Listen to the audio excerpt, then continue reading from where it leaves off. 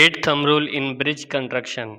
First, span to depth ratio L divided by D equal to 15 to 20.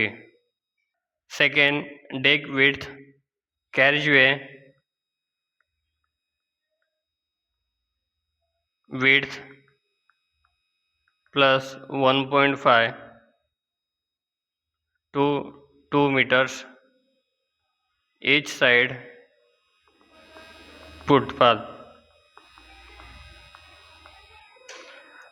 Third, pier spacing 30 meter to 50 meter RCC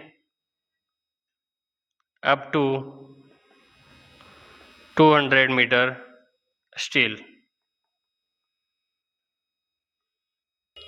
4. Vertical clearance minimum 5 to 7 meters.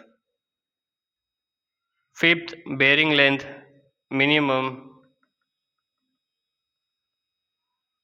400 mm or span divided by 20.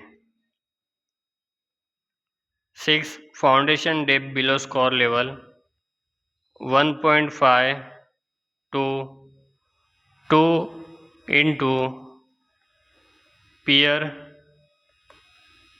diameter. 7. Live load design as per IRC class AA, A and B. 8.